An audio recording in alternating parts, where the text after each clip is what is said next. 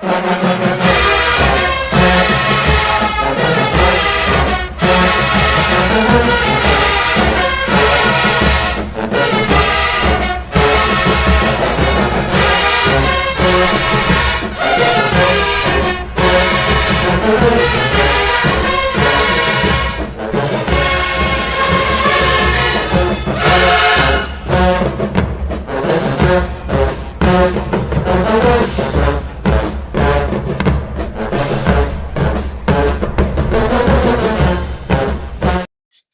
pleasant good morning to everyone, and welcome to another edition of the Coles Brown Show right here on the Black College Sports Network.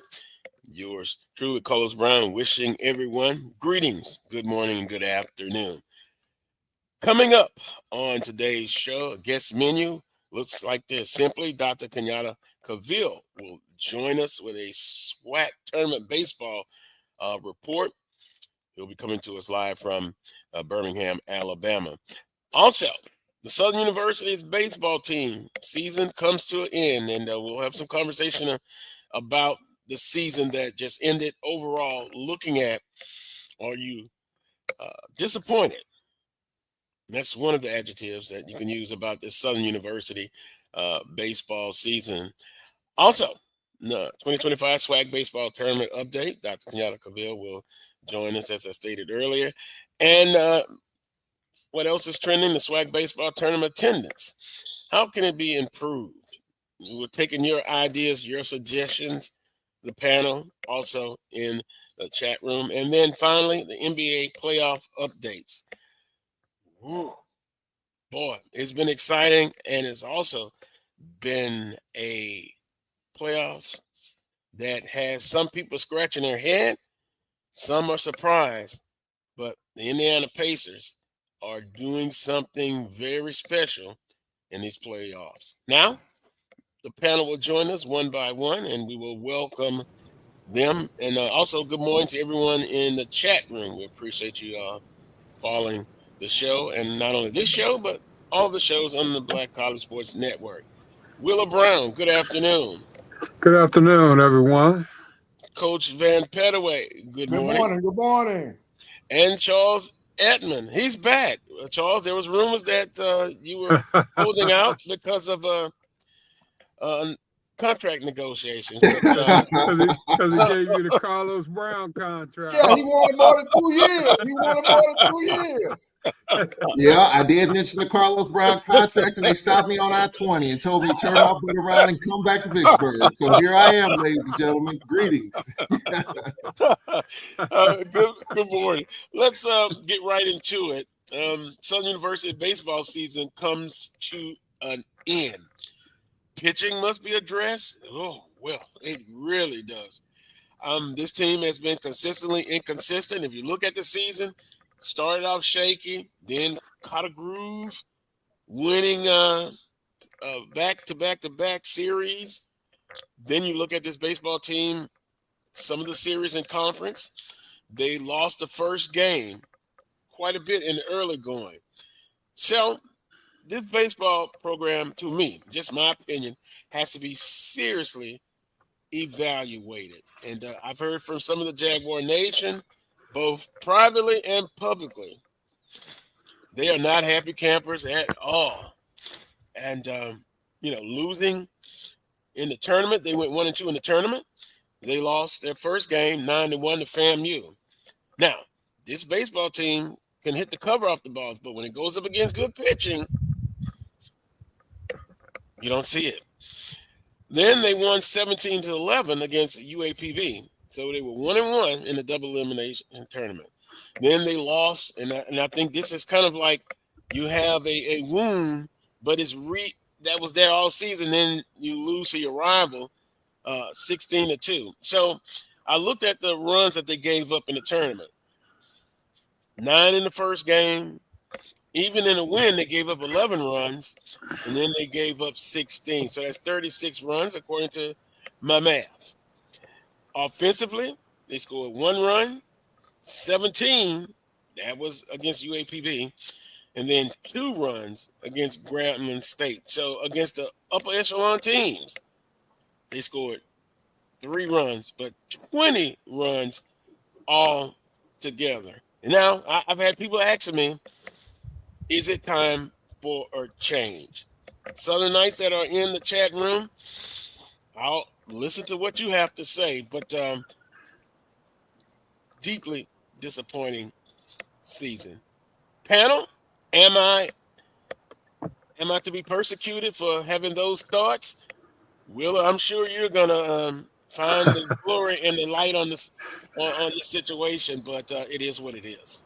Yeah, it is. It is. And, as I stated, maybe a couple shows ago, coach is going to have to come in and kind of explain things. We need to know exactly, what's going on, what his mindset, that sort of thing.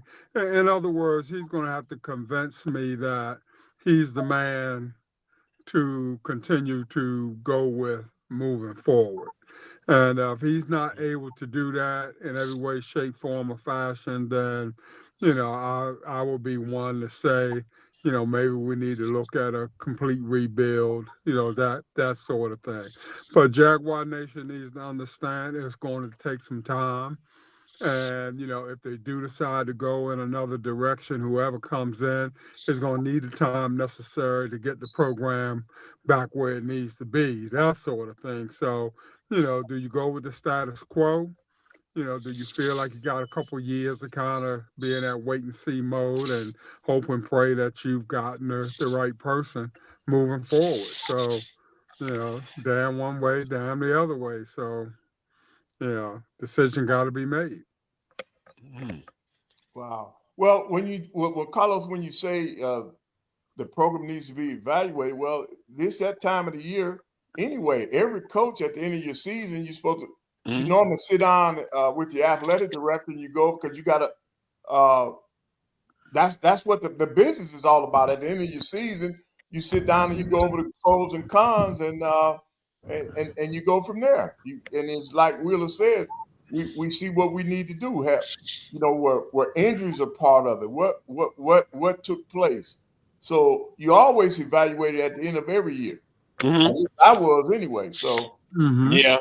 So that should be just a normal process.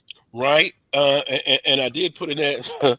I said has to be seriously underline that part evaluated because you're right. They do it every year. Charles, it's going to be a interesting, I guess, off season for Southern University baseball, and of course it'll come down to AD Banks and his staff. He may decide not to do anything. We don't know. I could ask him, but he's gonna probably tell me to mind my business. So, he didn't say that at the softball tournament when I talked to him. He said, no.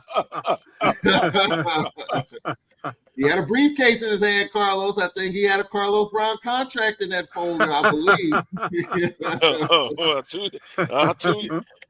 But seriously, if you, and then I guess we're talking hypothetically here, and Willa made a good point a couple of shows ago, you either have to go all in, no 1 year extension, because then if say you give a 1 year extension and you have benchmarks in there, he's got to do this and that. You might as well go for the long term or go in another direction. Yeah, I think a lot of times the 1 year extension is a kiss of death. It hurts you in recruiting. It hurts you in recruiting and everywhere else. And I'm just talking from experience because my last year, that's what they did to me. And I just brought in all those freshmen. So guess what? Them freshmen jetted, man. They got out of there. They said, well, we don't know. They only gave you a 1 year extension. We don't even know if you're going to be here. So they getting out while they're getting is good. So that 1 year extension is a kiss of death. And I think in today's athletic world now, with the transfer portal, players jumping anyway.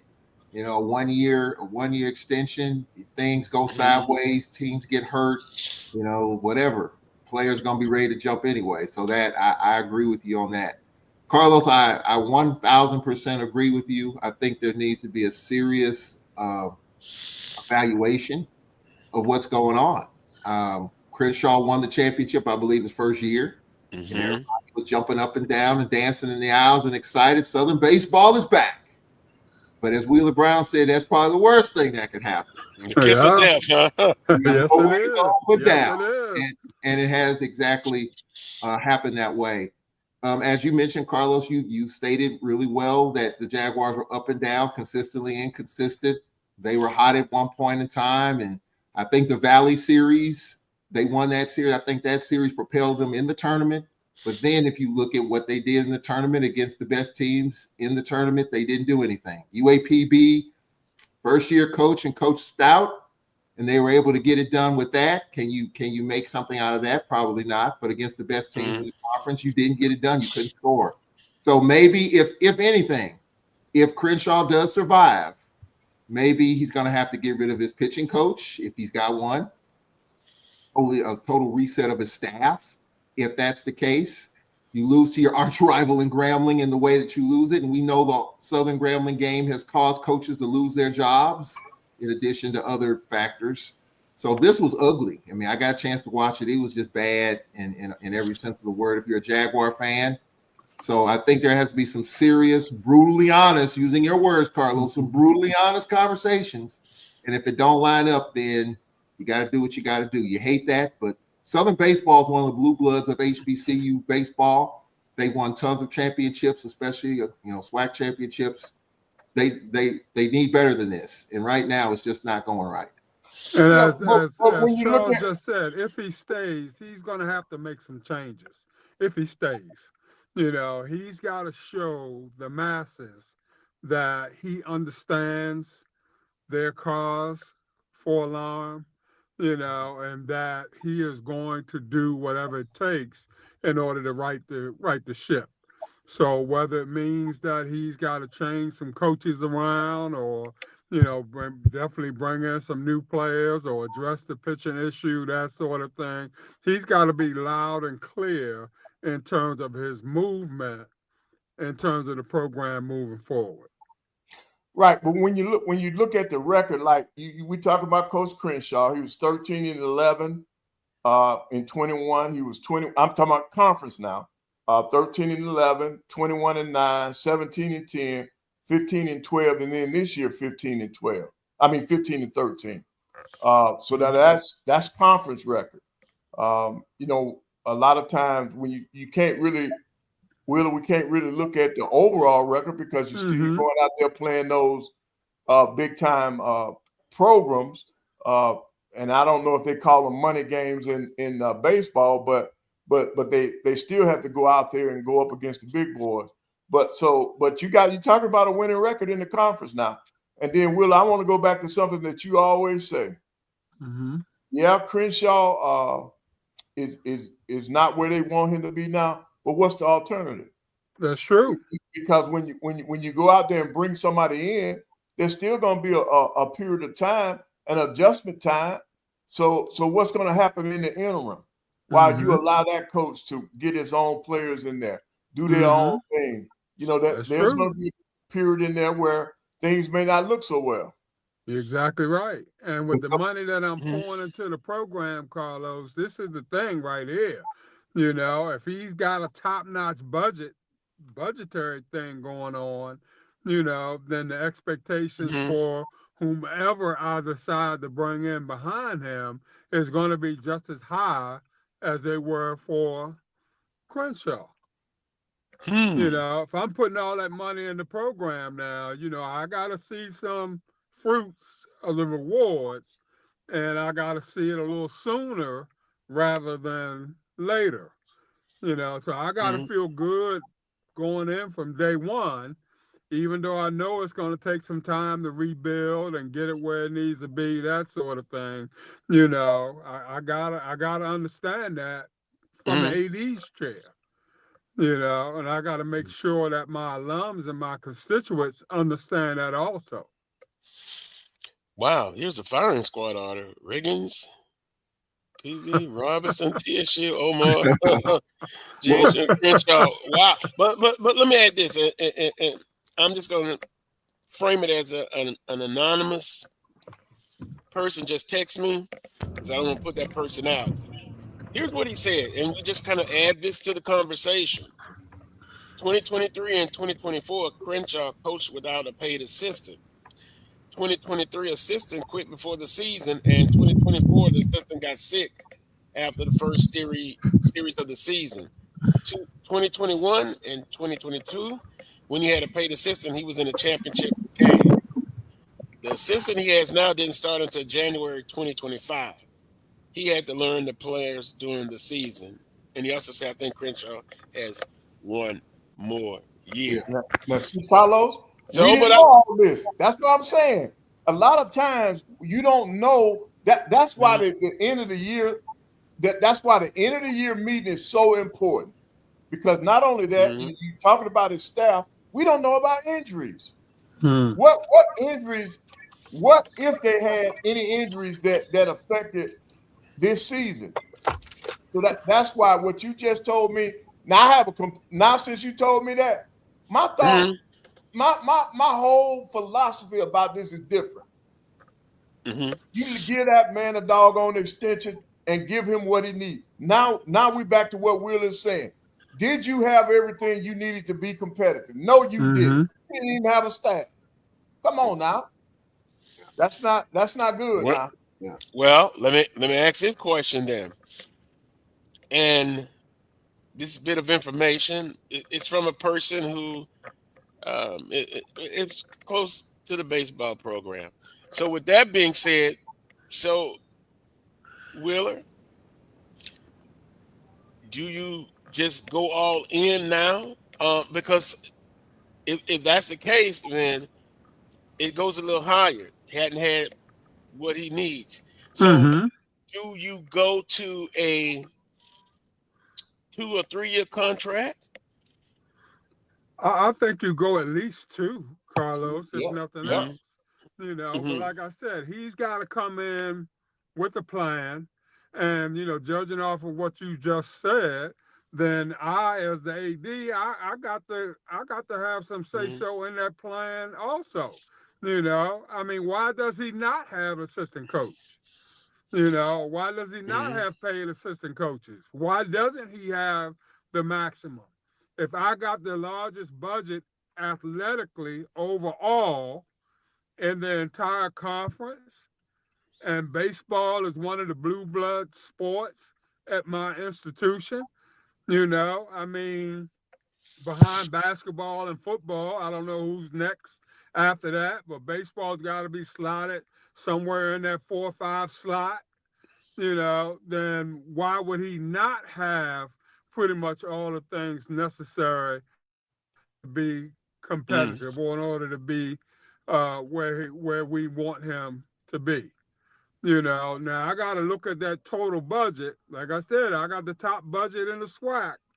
Now I got to do some jumbling around, that sort of thing. Not going to add to the overall budget. The overall budget is great. But I got to do some cutting and slashing and what have you so I can move some dollars over to one of my blue blood programs to get them where they need to be. No reason for him not to have adequate assistant coaches or, even adequate recruiting dollars or what have you if I'm going to expect him to win championships or compete for championships year in and year out. Well, it's going to be a decision put forth by AD Banks and his staff. I still say you look at the overall body of work. That has to be included in the conversation. If this information that just received, if that's part of it, then that has to be recognized. And so at the end of the day, I still say every year you have to just kind of look at things. Everybody gets an evaluation. But for this season, it has really been consistently inconsistent. A little slight right turn. Charles Grambling State is hot. They're hot as fish grease. And, I know I didn't talk about them as much. I said Bethune-Cookman, they're in the championship game. FAMU and Grambling go at it again at 1:30 p.m. Grambling yesterday run ruled 2 teams. FAMU 13-0. and then Southern University 16-2. Grambling says just not so fast. Nobody was really talking about us. We still have something to say. And Grambling is the defending tournament champs. Correct. So we have to throw that in there too. First of all, what I hope, maybe Brian or somebody can chime in. FAMU had a serious injury to their shortstop Niles last night. It's carted off. I hope everything works out there because they're going to need all that for this game today. I think it's at 1:30. But Grambling seems to me, get hot when it matters the most in the tournament. They're a team that's kind of like the old-fashioned Jackson State team. They can outslug you and score as many runs as they want to score. But do they have the pitching to hold up? And so I think that's kind of been the big thing for me. But Grambling scoring a ton of runs, putting FAMU behind the 8 ball. And I think that whoever has enough arms left to get to tomorrow, because that's, everybody's on deck in a game like this. There's no stone left unturned. There is no tomorrow if you lose today. And so I think you got the two teams that won the last 2 tournaments. FAMU won it 2 years ago, I believe, and Grambling won it last year. So I think it's going to be a heck of a game. If it's high scoring, I'm gonna favor Grambling. If it's low scoring, I'm gonna favor Florida A&M. And Bethune-Cookman is just kind of sitting in the cut, waiting to see what comes out of that. And they had a great comeback victory, if I can put it that way, over Alabama State. Alabama State's a tough out. But Bethune-Cookman got it done. And it just seems like to me, from a non-baseball expert opinion, quality and quantity with pitching staffs. And that's kind of been the situation everybody has dealt with. So with that being said, Bethune-Cookman, they're going to be waiting on it. What do you think? Who wins that game today? Let me put you on the spot quickly. Charles? I'm going to go with Grambling. I like Coach Shoup and FAMU, but I think Grambling's bats are hot, as you mentioned. I think that game yesterday kind of saved their arms a little bit. Their pitcher went all the way. And so I'm going to go with Grambling. But again, if it's low scoring, I'm going to go with FAMU because I think they have the arms to slow it down. But if I throw some money out there on it, Grambling, dear Grambling, we love thee, dear old Grambling. I'm kind of torn, Coach Pettaway. I'm going back and forth in my mind right now. But how about you, Coach Pettaway? Well, I just think it's all about they're the hottest team right now. They got the bats going, so I'm gonna go with Grambling also. I think that when you've seen the baseball the way they're seeing it, they can put some runs on the board, and then like Charles just said, they didn't use a lot of pitchers yesterday, and I think I saw what somebody said they've only used 5 pitchers, so that means they may have some arms that are still ready to go. So was that for Grambling or FAMU? Grambling, Grambling, yes. Wheeler? I'm going against the grain, Carlos. I'm gonna go with FAM. I'm gonna go with FAM. I think history is kind of on their side a little bit, also that sort of thing, and they always seem to find a way to dig themselves out of the deepest holes. And I think today will be no exception. Well, breaking news. I'm agreeing with Wheeler. That's shocking. I mean, I'm torn, but yes, you has 2 complete games via run rule by their starters. Pitching, I want to say it favors Grambling. Their bats are hot, but it's just something about FAMU. I just think after that loss yesterday, 13-0, I think they're going to be pumped. They're going to be fired up. Coach Schumann will do something. He will do something. Even if he's got a piecemeal of pitching. I think it's going to be not a high run scoring game, and I think that favors FAMU. It's good hitting against good pitching. I'm gonna go with FAMU. And Will, if I'm wrong, I'll blame you. That's all right. I'm used to eating crow. So. Well, now they've had perfect weather. Barbecue, if you will. Yeah. But now, Carlos, the weather may come into play today. Now they've had good weather all week, but like here in Huntsville, see, I couldn't even get out. It's the weather's changed here in Alabama, northern Alabama. Yeah, because I think I texted one of my colleagues Thursday. Wednesday we had some rain here, and I know sometimes those fronts go from west to east, but he said Birmingham was in pretty good shape. Right. And then we had some storms yesterday here. So hopefully what you're saying is a chance of rain is in the forecast. Yes. Yeah.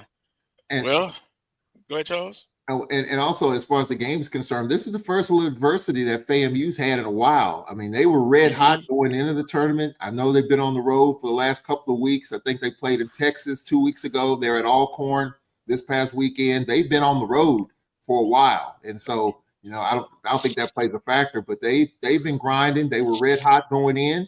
And so I think, this is a little bit of adversity with a player, Niles, going down. I don't know if he'll play today, but we'll see how they handle this adversity here in the most important time. I was just reading the comments. EA says it's a kiss of death Yep. when I picked FAMU. Well, I did say I was torn, Yeah. I was torn on that one. We'll take a timeout. Dr. Kenyatta Cavill, the HBCU Sports Lab, he'll join us live from Birmingham. Also some questions, and not to point fingers, but come in the spirit of love. How can the attendance be improved? So I want to this included in the panel in the chat room. What do you think? How we can boost it? I know it's moved to Birmingham, Atlanta. It just from a visible standpoint, it seemed to have more in attendance in Atlanta than in Birmingham. And then there has been some discussions about a format change. Now, again, this is just in theory, but the top 2 seeds get a bye, and then 3 through 8 play, Charles. And once again, I believe in to reward the regular season champs. Charles, you know how I feel. If you're going to have a tournament, I'd take the top 2 teams. But anyway, it's all about the student athletes' experience. And it's not going to happen. I understand that. But just kind of throwing it out. I just want to see what people think. We'll even throw it out to Dr. Cavill about maybe tweaking the format. Well, Carlos, you should have been, your face popped into my head when the commissioner and I talked about the basketball tournament in the regular season. Because everything you've been preaching and griping about, the commissioner talked about it in terms of what the importance is of the regular season. Yes, sir. Yes, sir. Yes, sir. He talked about that. You should have been there. Your ears should have been burning on that. So you are correct. Yeah. I haven't heard anything about the baseball format, the tournament format changing. Maybe that's something that the coaches maybe will discuss. And as the commissioner says, it starts with the coaches. If the coaches don't want it to change, it's not going to change. So, I hadn't heard that, but if that's something the coaches are interested in, I would like to hear that. Yeah. Well, only thing I'm going to say, I do not see expansion on the horizon of that tournament. Baseball. No. I don't see it, but you know what? Jeremiah said the attendance will only improve when we stop talking about football so damn much in the spring. Now go ahead and crucify me.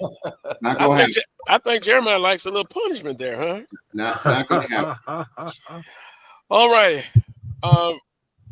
Want you to like and share the live to the socials on your break. That's people in the chat room. Like and share the live to their shows, social media. While we're on the break, we'll appreciate that. And now we will take a timeout. Coming up next, Dr. Kenyatta Cavill. You're watching the Carlos Brown Show right here on the Black College Sports Network. And I also got a text message from Pat Riley. I don't know why he keeps calling me. But we'll be talking some NBA playoffs as well. We'll be back after this timeout.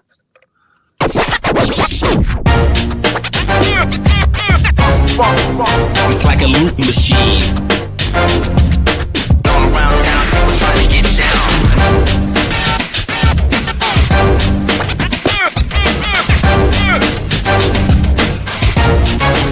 It's like a loop machine.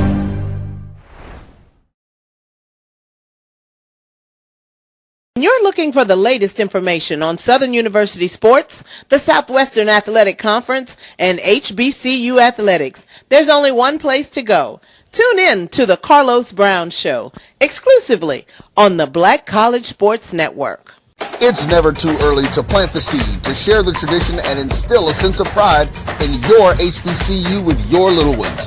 HBCU Pride and Joy Children's Boutique helps you share your school spirit with a wide selection of adorable kids apparel and accessories officially licensed from your favorite HBCU.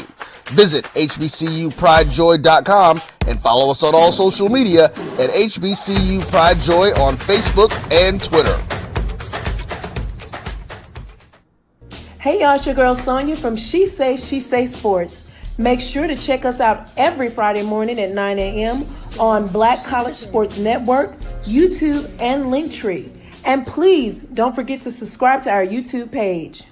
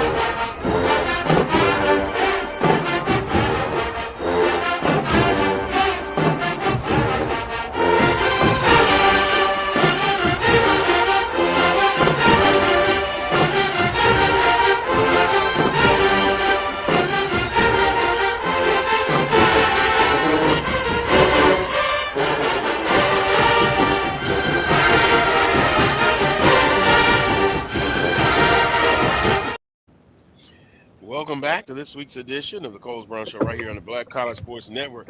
I tell you what, that Jackson State Band and Southern Band, when they have their band games, it's something to behold, Coach Pettaway and Will. Oh yeah.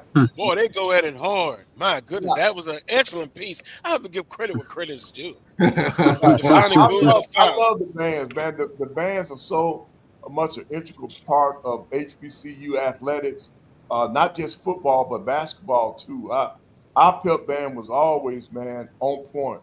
And they don't know how much they help the athletes, man. So my hats off to them. And then when you talk about band, they work just as hard as the athletes, man. Yeah, Well, they had to put a lot of time and work in. that reminds me of Dr. Isaac Gregg. He that's another guy, God rest his soul. I would get a verbal tongue lashing. And you know what, Carlos? You know what, Uh-huh. Carlos? I got to give a shout out to my band, the Blue and Gold Marching Machine. Oh yeah. Up there in Aggieland, because they ain't no joke either. No, sir. I got a chance to see him in the Celebration Bowl a few years back, and I know they're also in those band competitions that they have in front of 50 and 60,000 in different cities. Mm-hmm. But Dr. Gregg once told me the best conditioned student athletes were his band. Yeah. And you know, you don't argue with Dr. Griggs too much. I've felt a tongue lashing a couple of times. I'll have to tell you about that story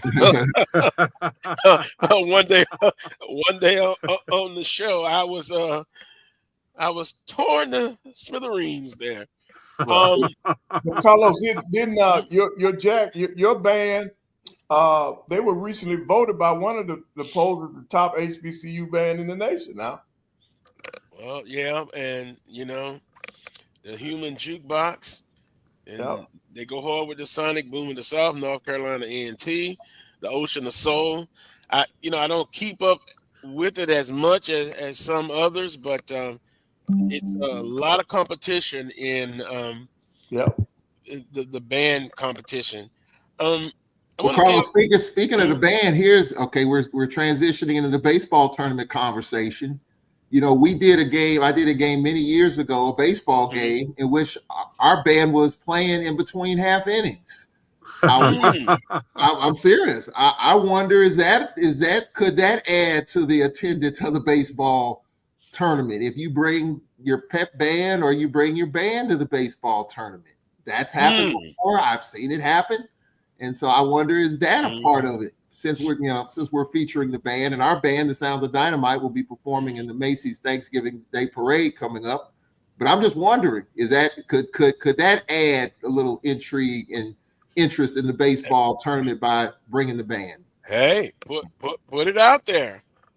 Someone said, "How you couldn't mention the Marching 100?" Yeah. Yeah. I apologize for that. Although they have 400 members in their band, but I guess the original band was 100. My goodness. Yeah. Can't forget about them. Very good band as well. Right. That's why I said all the HBCU bands, because they bring an atmosphere to the events, man, to the games, wherever they are, wherever they show up. They bring people. I'm gonna tell you something now. Some of the attendances are based on what these bands are doing too now. So that you got to give them props, man. I've always had respect for our band. The only thing our band that I did not agree with, when they could not come to basketball games, I wanted them to do a tape or do a CD so that we could play it. And they would not do it, Carlos. I couldn't even get that done. Well, I could not get that done by our band, man, when I was coaching. I can understand that because, like, when conference starts in basketball, students are not in. And then in February, we have this unique situation, Mardi Gras. And so Southern's band is there. Yep. So I think, and correct me if I'm wrong, I think a lot of times they'll have the freshmen come in, the pep band, and VW is right. LSU came to Lee Hines Field, and the band was there, and it was an electric crowd and a huge crowd. So you may be onto something on there. And then also AD Drew, our colleague, he said that the attendance or the capacity of Rickwood Stadium is 10,000 ish. And in Atlanta, it was at Georgia Tech Field.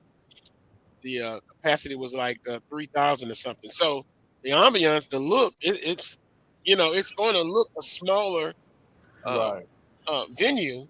It does make it look a little bit tighter, So that's something to consider too as well. And also, AD Drew has been doing a recap.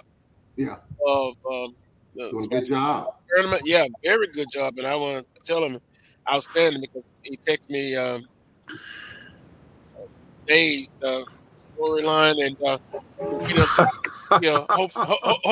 hopefully we'll have him. But and Carlos, speaking of good, real quick, speaking of good job, I want to commend our man Charles too. Now he did the softball tournament. I had an opportunity to listen in, and watch the broadcast.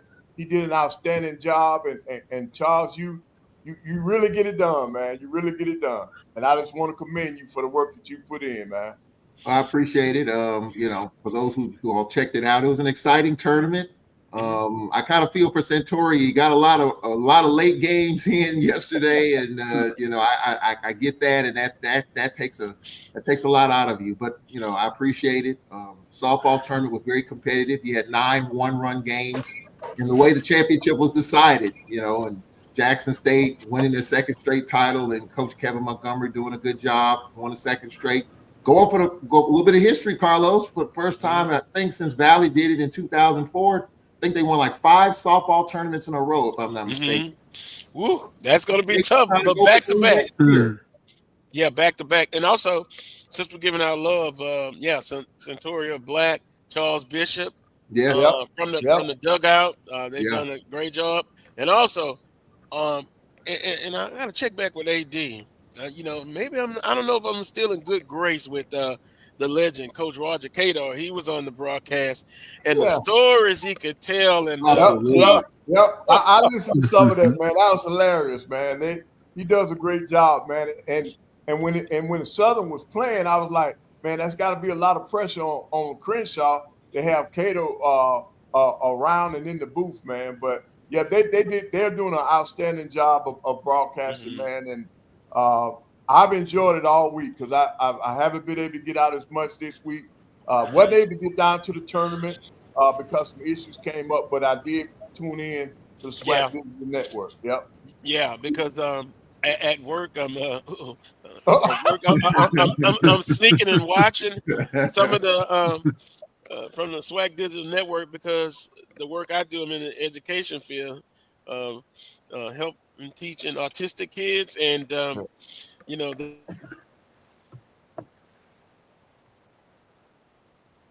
Charles. Well, I think we lost him there for a second. Yep. But look, the stories that Coach Cador can tell. Yep. The stories that Santoria's worked with him, I've worked with him, and I've said this, probably 20% of the stuff that we talked about, 80% we didn't even get to. I mean, it's just so much he can talk about Major League Baseball today, the draft. I mean, you can kind of pivot off of that stuff. Yep. Coach Cador is a treasure. He knows. I mean, I know he kind of misses the game a little bit, but just to have him there, I give the SWAC a lot of credit for having him there and just telling the stories. Right, and he was pushing that podcast too that he's doing. No. Oh yeah. Yep. He was pushing that podcast. Yep. Oh yeah, and he's in he did a great job because feelings could come in it, but he was objective. When, calling a Southern baseball game. Yep. And so, and matter of fact, I actually had somebody say, do you think, and I thought about you, Coach Pettaway. You remember you told me some people approached you about, hey, can you come back and help the basketball team in an interim basis at minimal? That's what I was asked. But I said, and I'm saying it now, Coach Cador is enjoying his retirement. He has a lot of things to do. But I don't think he would come back, and he loves the university. I don't think he'll come back to even help out because at the end of the day, like my aunt who's 97 years old, she worked at Southern University 30 years. She said it was time to move on and let the young folk come on in and get things done. So you pass it off. So Dr. Cavill is waiting to join us. So, without further ado, Dr. Kenyatta Cavill joins us. The good doctor. And Dr. Cavill, at work I was showing some of the colleagues I work with, and they love the visor. I say that maybe his benchmark. Trademark, yeah. So how you doing, Doc? I'm doing well. I'm here at Rickwood Park with my son Deuce. He came down after he finished the school year on Thursday. We flew in. I was coming out of Chicago, and before that, Las Vegas on Friday. So it's been a long couple of days, but good baseball, hard baseball, intense baseball, particularly with the game yesterday. So all in all has been well. Yeah, and that's good to hear. Your overall view, opinions, and perspective on the SWAC Baseball Tournament. You're there. I'm watching it from SWAC Digital Network. But your overall thoughts? It's been really intense for a lot of the games. You can see how passionate the coaches are, the players are, the fans are in terms of being involved with the event. Rickwood, in terms of the updates made to the facility, makes it a fine venue. There's not a bad seat in the house. Obviously, it has that older, historic mystique about it. You walk into the stadium and you see the old facility look. I thought they did a really good job in terms of the parking ease as you drive right up to the stadium. It's very clear. You walk up to the front of the stadium. They did a very good job of branding with the SWAC banners and things like that. And you still have the old pennant type feel with brick wood. So you see the columns in the gateways with the old metal sheets that cross the gates. They're open. But they have two poles. With the poles, you have the SWAC logos, the teams on there. Then you have the border aligning as you come in with all the SWAC imagery. So it really looks nice. I took a couple of pictures, so I'll make sure I send it to you all so you can see it if I'm not doing it justice of trying to explain. Then you walk into the corridor and you automatically get hit from those that have studied, heard about, maybe even some of us had a chance to visit or see the Nigger League baseball. You see the feel of that. You see those pictures. You see they actually took some of the old cards and blew them up. So you have windows where they used to sell the tickets. You come in there. They built those in there in such a way so you can see those. You have the pictures of different players, Birmingham Barons, the Negro League Barons, Black Barons. You have Jackie Robinson picture in there, obviously. So a lot of history as you come in there, and you can't help but see it. Took pictures. Deuce loved it as he plays baseball, and I made sure that he understands his history. So he was good. Took pictures with him. You have a historic artifact where you can go buy memorabilia. Then you come up, and one thing that's really nice about this, while the sun is not out today, the previous days the sun has been out, but it has the old roof. So the whole top of the facility is covered with about 50 seats below. So everybody can, a lot of folks sit at that level so they can protect themselves from the sun. So on the lower level, if you see it from the camera shots, it may not look like many people are in the facility, but all of them are up higher in the top, protecting themselves from the sun. So it's a lot of people up there.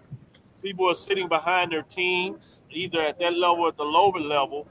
And you see a lot of good cheering. They mix it in with the music as you're starting to hear it kind of in the background now as they prep for today's if game between FAMU and Grambling, as Grambling has shown why they won the championship last year. So it's fascinating. Been really good plays, big hits, home runs, stellar plays on the corners by first baseman, third baseman up the middle. Obviously, you had the injury that took place yesterday, really dampened a lot of people's spirits, but he was in good spirits as you could be in terms of such a tough injury. His family seemed really solace. Obviously, the SWAC officials, they had the medical people there, so they attended to him immediately. And hopefully we can get an update maybe before I get off the show to share it with you. But from everything I heard, it was a clean break, which helps in terms of healing process. But outside of that, it's been a really good event. Obviously, people discuss what they want to do, what they want to see from that perspective, which is always interesting. And the last thing is umpires are undefeated or defeated, whichever way you want to look at it. And where that their team is not getting the call. But one thing that I would say that seems to make it pretty fair is everybody seems to think that. So obviously they're not calling for anybody. But you know, Dr. Cavill, from what I've seen, I guess I could put it this way: I haven't seen as much, say, controversial calls than in the past. To me, and the baseball has been exciting, and the pitching. That's what everyone's always concerned: quality, quantity. And now, as you go into the game today, you know some of the questions: how much pitching arms do they have? What do they have left? It's a one-game shot for these two teams this afternoon. So you know they'll put together some kind of pitching plan, even if they have to go through 4 or 5 pitchers.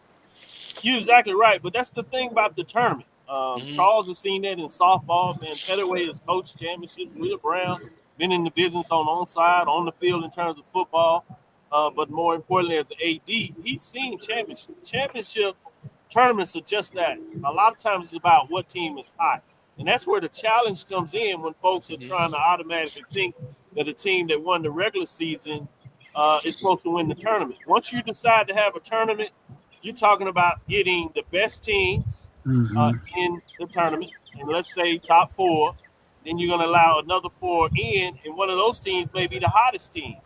So a tournament is just crapshoot. How is everybody? What is the health of each player? How are they feeling mentally?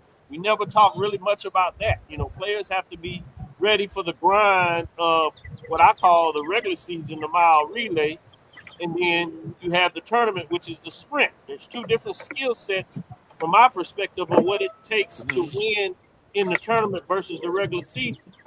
And it only takes a little bit of an error or a little bit of a greatness to get you a championship in the tournament, which is unlike in the regular season where there needs to be a much more consistency. So when we talk about pitching, it's not always that pitching fails. People fail to realize on the other side, there's an opponent, there's a pitcher too. And sometimes you get a pitcher that gets hot. We saw that with Grambling. Grambling had 2 pitchers that pitched yesterday that didn't do much during the regular season, but baseball, you got to be really a stat hog. They got hot. They got in the groove. And FAMU's batters just couldn't read him right. And before you know it, he's going 5-6 innings.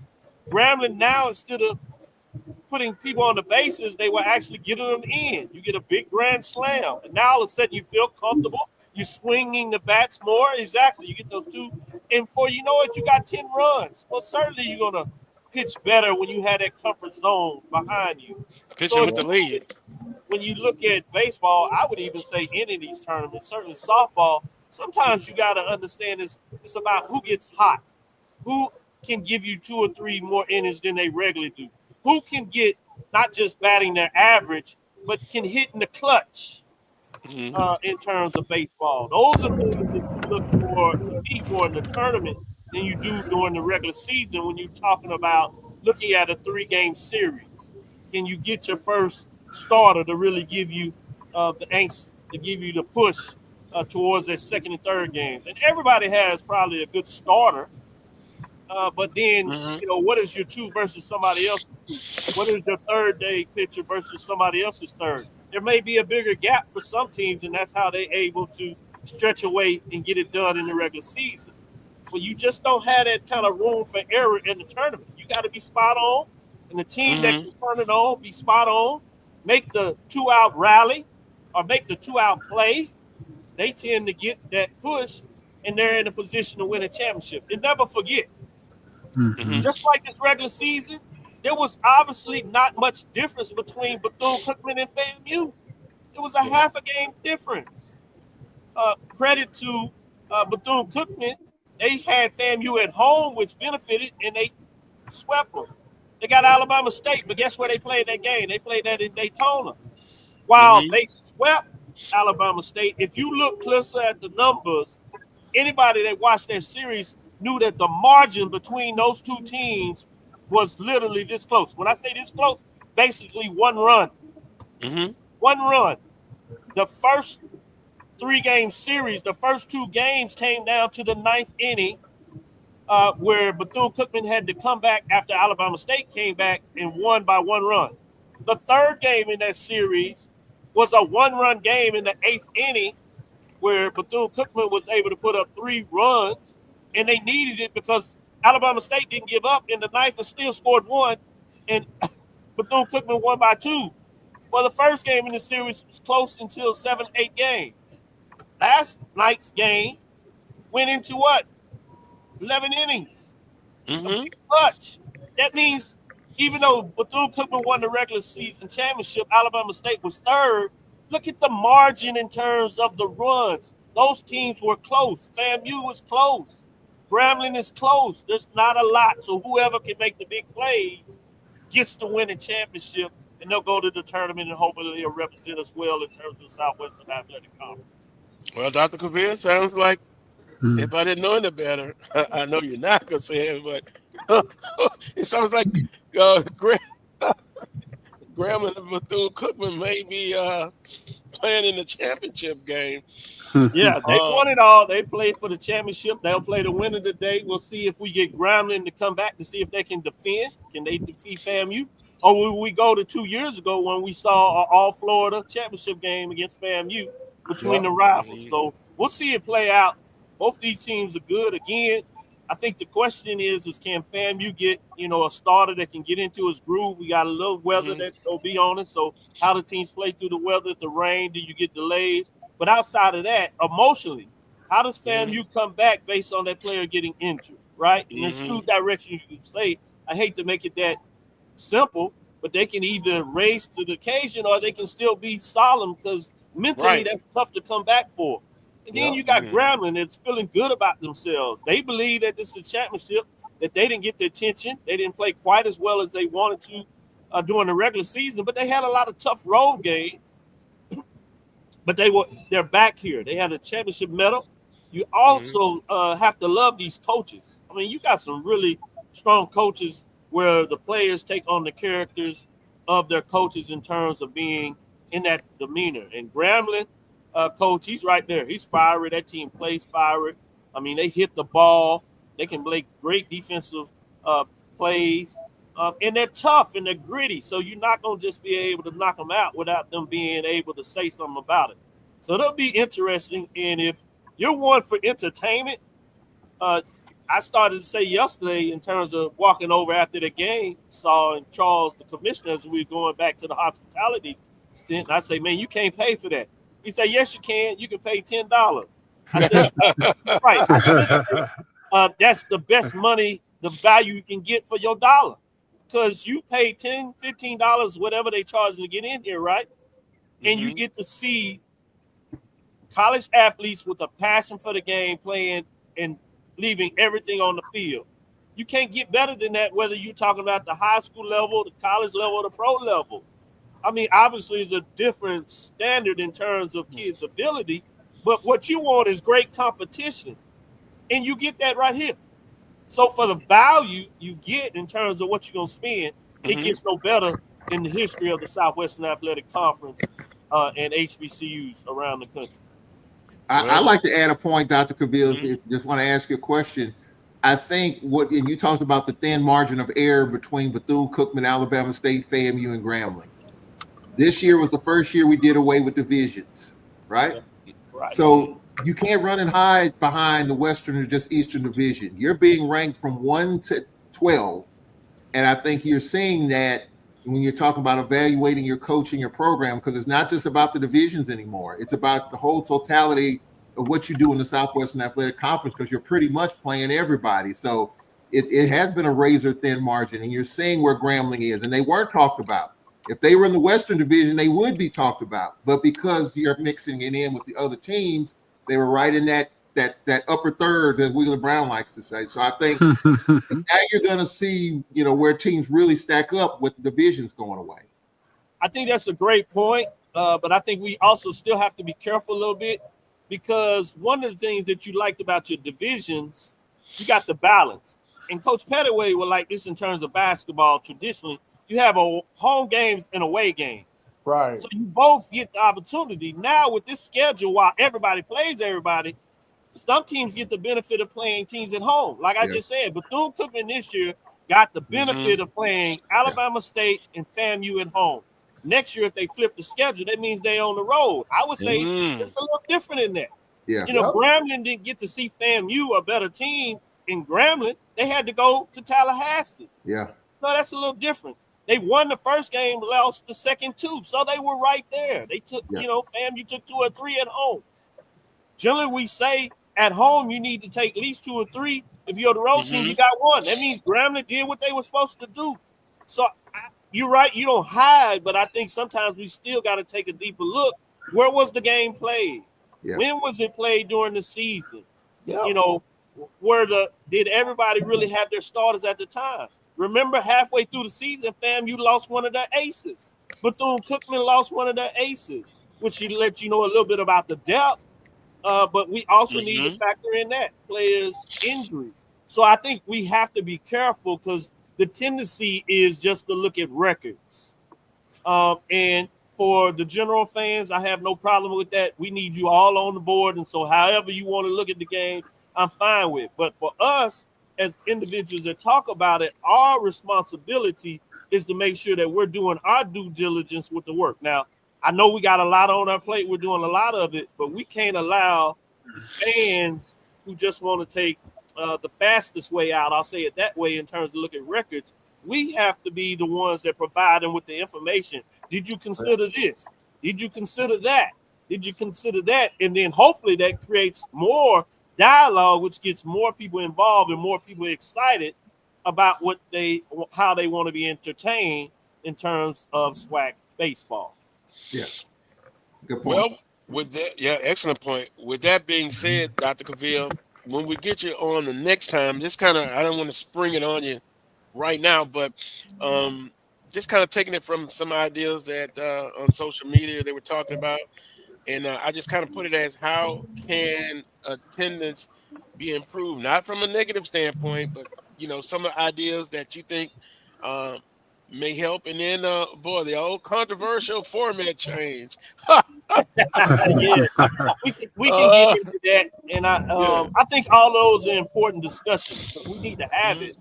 But what I would like to bring to the table is to make sure that we're looking at various variables involved in this. I think one of the beauties of you all's show is that you are the conductor, Carlos Brown, in terms of taking individuals, Charles, Coach Pettaway, A.D. Wheeler, that have different perspectives, and they provide that to the dialogue, where generally fans or whatever kind of come from one perspective that somebody puts out there and they kind of run with. A.D. Wheeler say, hey, you got to look at this from an AD perspective, a financial perspective. He's a hardliner. He will say, hey, listen, from a coaching perspective. Shout out to Andrew in terms of the Southwestern Athletic Conference Associate Commissioner of Communications. He made sure that we could get in here and do the show, so I want to give him love. But that's what I was saying. Coach Vann Pettaway will say, hey, look at the coaches. This is what we need. This is the financial perspective. And they have that duality, and they go back and forth. And sometimes it's humorous, but there's a lot of learned information in that we need to make sure people are considering. Charles talks about the fans, or he talks about what he's heard here. He'll talk about some players' perspective. So all of those are important, and that's what it is, the challenge when you're a leadership, that you don't just automatically get to do what you want to do. It's about really a coalescence of folks coming together, because it's like that old saying. Yeah, if you have a hand, you pull it out there, but if you close it as a fist, you become much more powerful in the direction that you want to go. So it's about us taking all those ideas, looking at what is the direction we want to go and why within our means and boundaries, and then coming together and being powerful as one and pushing through all the other outlying concerns and problems we have. And let's not act like that we're doing this in a space that doesn't have confluences of things pushing against us, which makes it harder.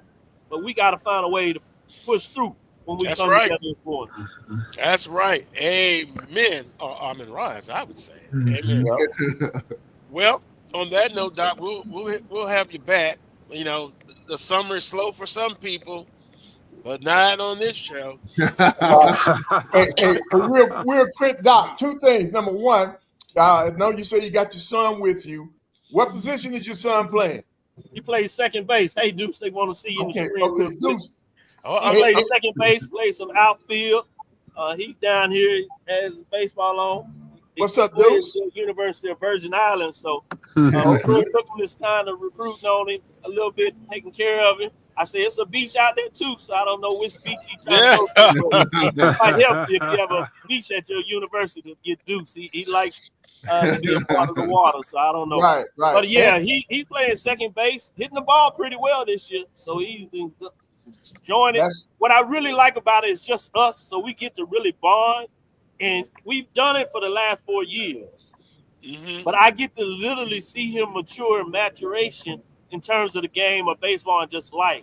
So now he talks about it differently than he did just a year ago and certainly 4 years ago. So I get to actually live his growth in the game And I appreciate all of y'all for giving this opportunity, and particularly the Southwestern Athletic Conference, where he cannot get this cultural experience anywhere else. We drove by the SEC because I just wanted him to see what that looks like. And while it's different, it doesn't mean the SWAC is deficient. It's just different. But there's a beautiful thing about our culture that we get to all control and have, that he gets to grow and mature in and get the confidence in himself that I don't believe the SEC can give him, no matter how much money they have. And I'm making notes, Dr. Cavill. Let's see. How does he feel about Southern? I think build relationships. That Southern is going to have a challenge.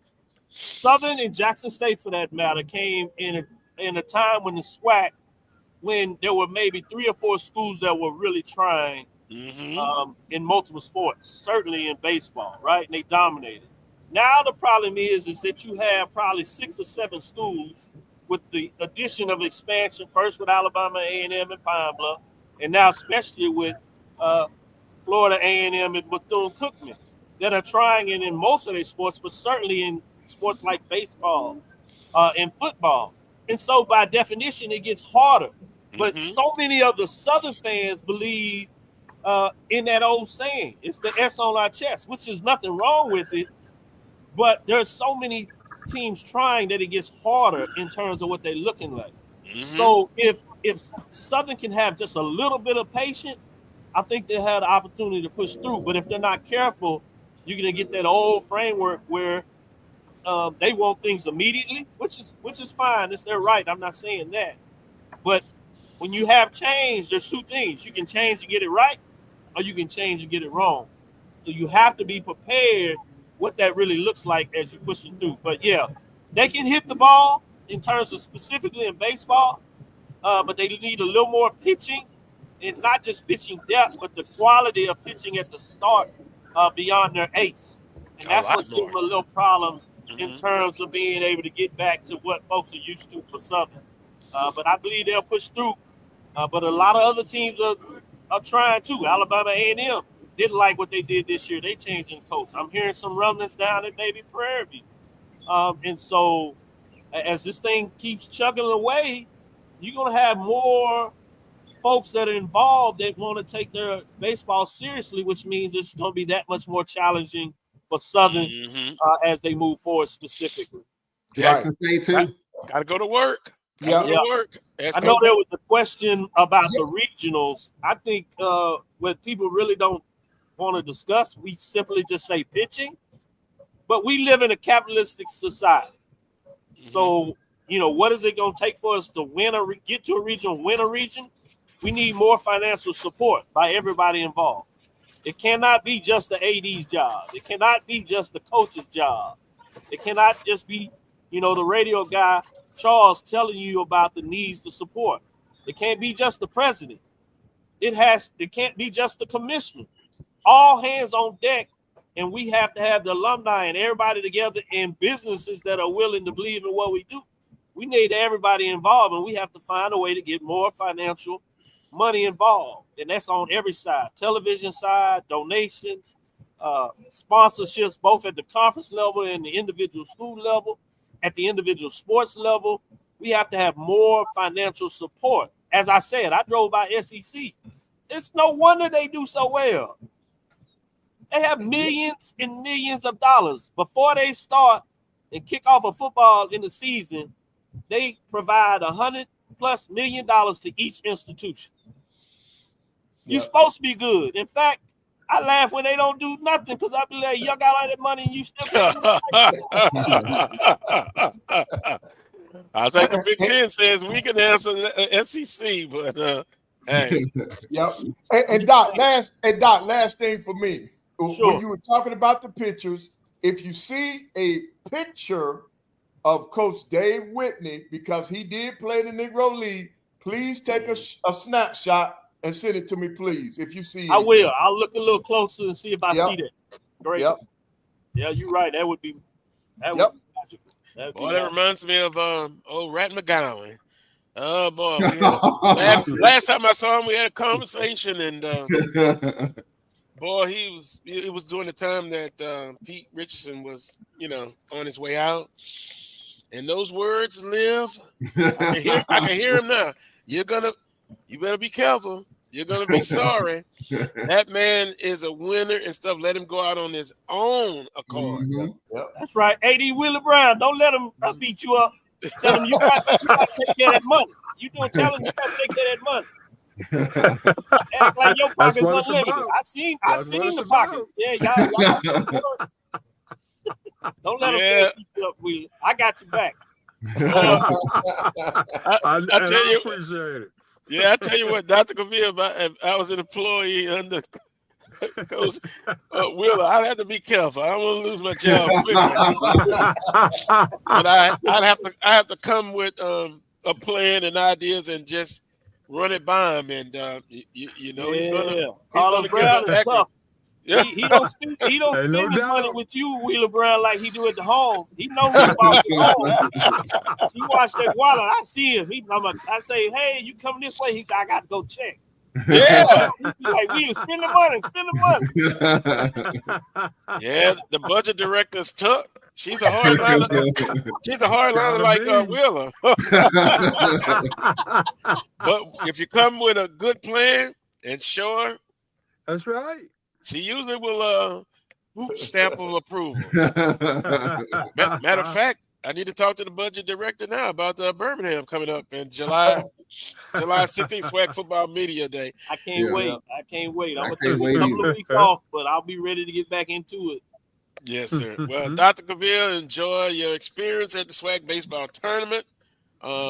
Get your rest, and hey, we'll talk again real soon. We're going to get you back to talk about those ideas, concepts out there, and we'll do that. There's some good ones out there. We do need to look and entertain, but I love the discussion because we'll get to tackle it from each angles and everybody's perspective. Really give people some ideas. We appreciate you, brother, and we'll talk to you soon. Y'all take care, Doc. Take care. Doing what you're doing. We appreciate you. Yeah, all right. With your son. Yep, that's great. Boy, that was a great lecture there. You always learn something. But you know what, Wheeler? Charles, Coach Pettaway, it is always a pleasure discussing things. And what I like about it, we agree to disagree sometimes. Oh, yeah. But it's all in love. That's how it should be. Yeah. On that note, gonna talk some NBA playoffs. Oh, boy. Man, I should not pick on the magnificent Mel, our producer, but boy, she got it wrong on both accounts. But not only Mel, a lot of people. Right. So when we come back, all I'm gonna say is the pace is controlled by the Pacers, and you know what? I'm not bothering Coach Graves. I'm not texting. Ask you about Coach Graves. Is he No, okay? because the last time I texted, my buddy, all right, man. We got to all right.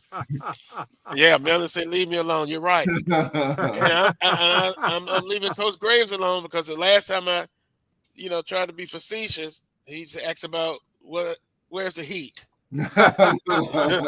So, Charles, you can go after him if you want to, but we'll be back. We'll be back. You're watching the Carlos Brown Show right here on the Black College Sports Network. We shall return. Planning an event?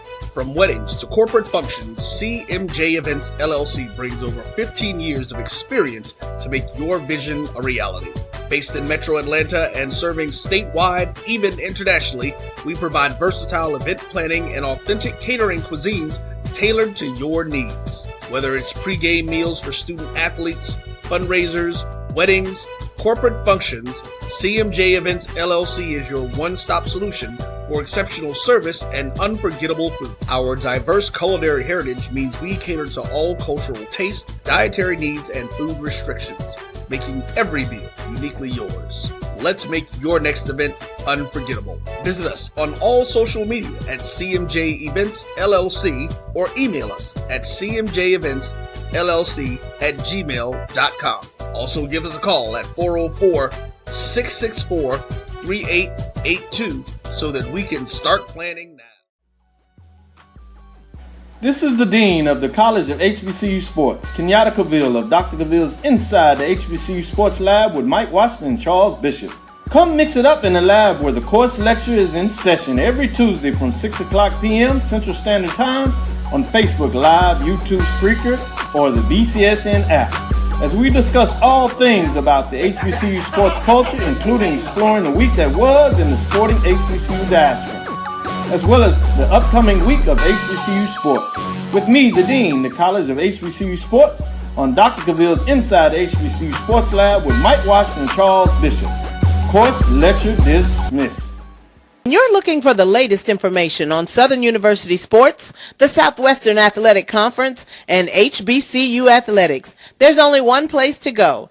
Tune in to the Carlos Brown Show, exclusively on the Black College Sports Network. Thank you guys for what you do for HBCU athletics. This is a fantastic avenue for all of us. This is our ESPN, so we love what you guys do. Brian, AD, Roy, all you guys at BCSN. We really appreciate what it is that you guys do for us.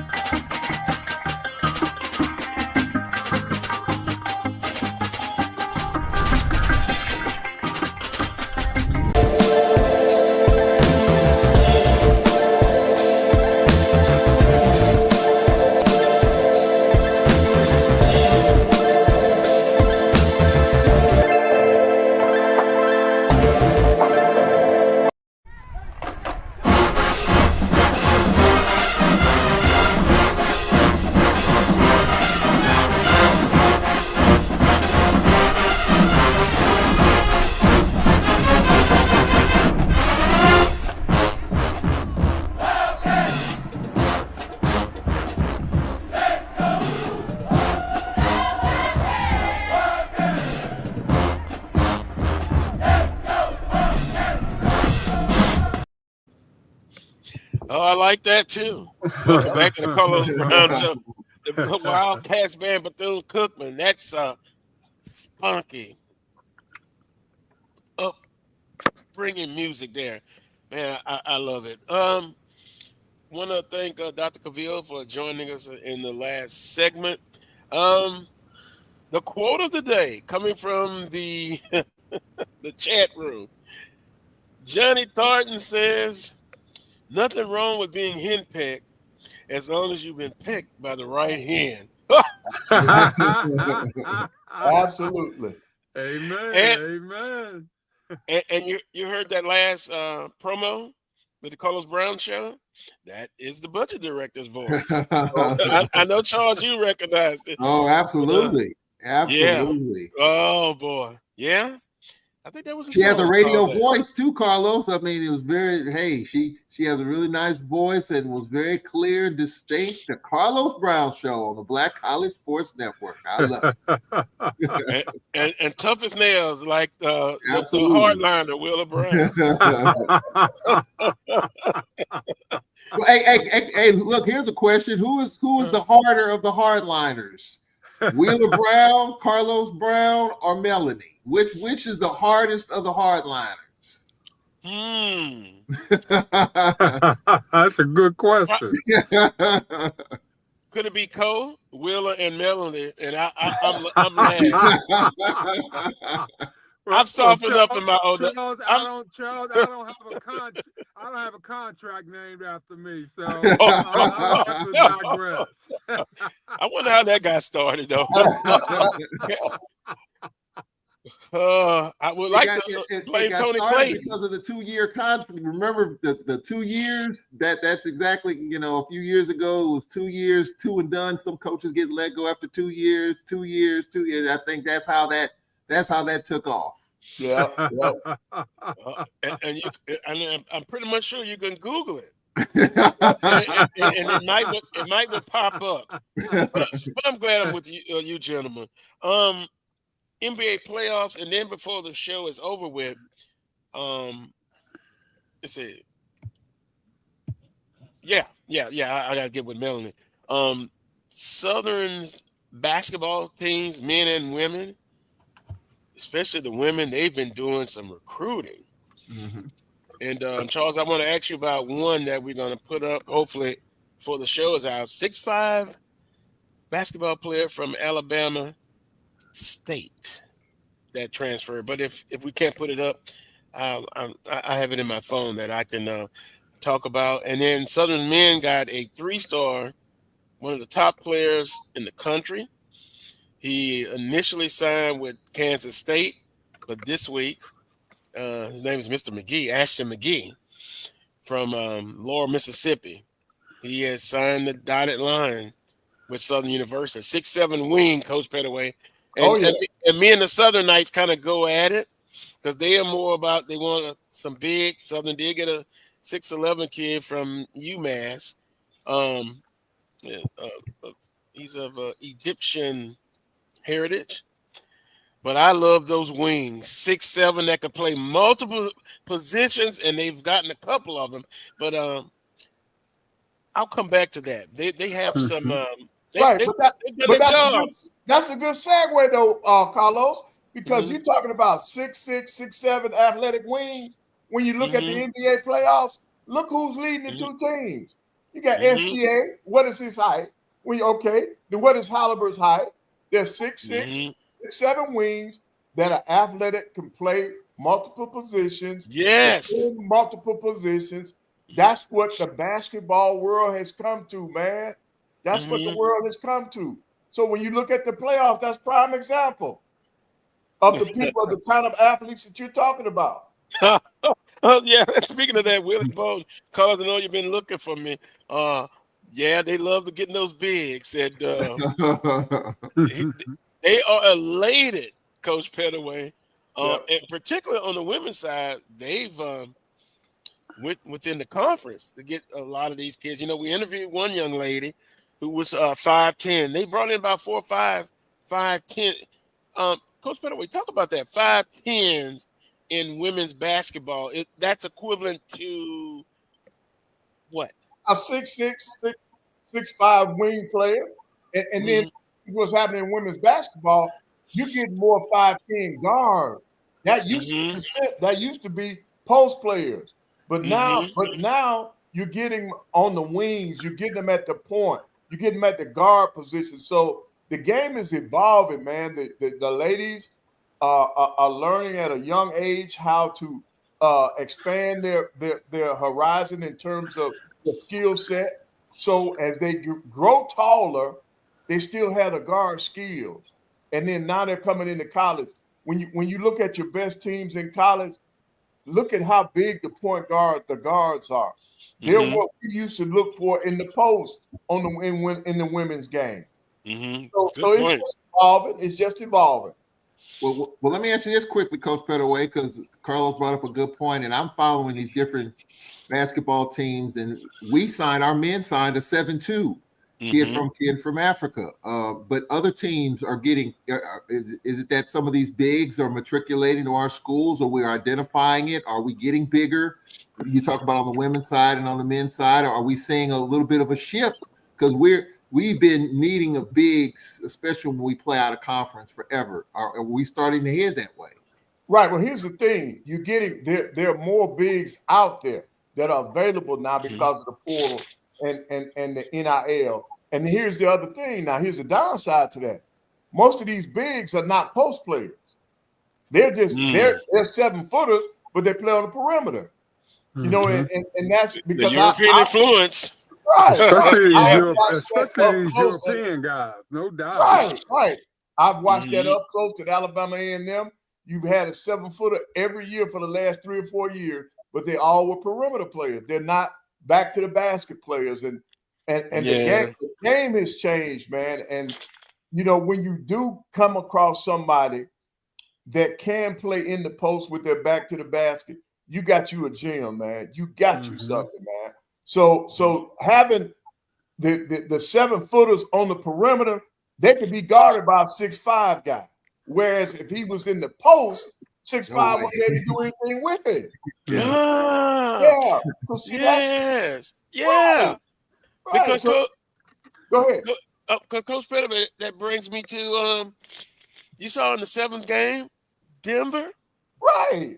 And OKC, what's the little guy with the headband that's bald like me?